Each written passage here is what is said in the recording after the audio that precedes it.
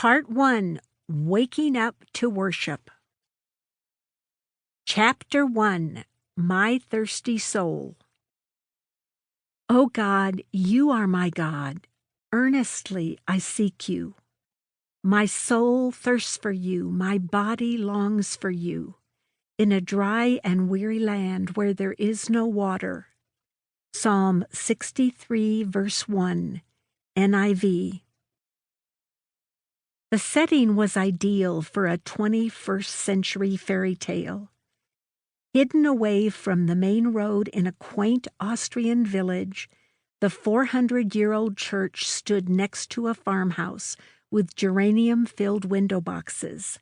Wheat stalks swayed in the fields and cows lowed in the barn, creating an intoxicating old-world charm. I was in this delightful setting for a family celebration, the marriage of my son Nikolai to his beloved Christina. The wedding ceremony would take place here in this picture-perfect stone church, and the dinner and reception would be in a castle, definitely fairy tale material. As I sat in the first row of the church, I looked behind me at Christina, who was waiting to come down the aisle. Such exquisite joy illumined her face that I gasped out loud.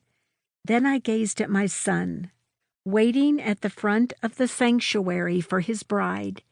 He was taking such delight in her that his face shone as if a neon light had switched on inside him. Of course, I cried as the bride came face to face with her bridegroom. I watched my son drink her in with his eyes as she proclaimed, "I love you so much, Nick."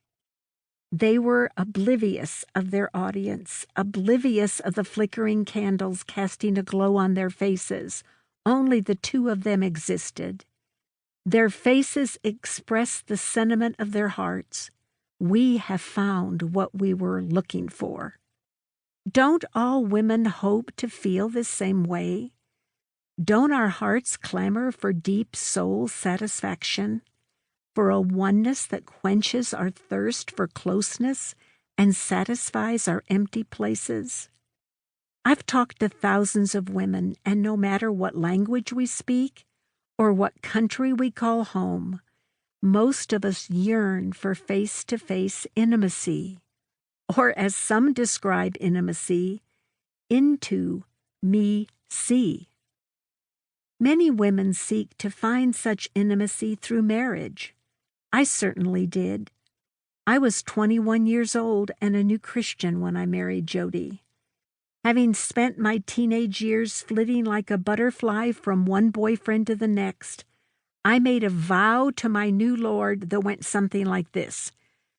God, I'm through with guys. I'm going to be like my mentor and stay single and travel around the country and speak. Nice vow. But 2 weeks after I made it, I spotted Jody Dillow across the room at a Christian conference for college students and plotted to meet him. We were married a year later. I married young because I found a great man. I married young because I was thirsty for intimacy and deep love. Having grown up with an abusive alcoholic father, I had holes in my heart. Now I had Jesus and Jody, and was I excited? Jesus gave me purpose in life, and Jody?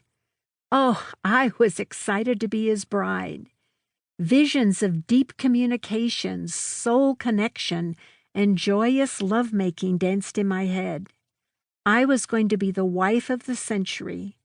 We would have an intimate oneness that was breathtaking and all-encompassing. Each year, our intimacy would grow ever deeper. After 5 children and 56 years of marriage, I can say that Jody and I have grown more in love with each other.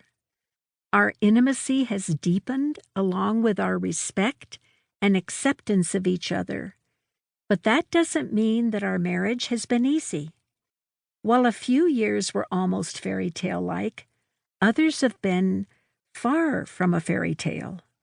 Deep intimacy always requires work, acceptance, and forgiveness. Lots of it.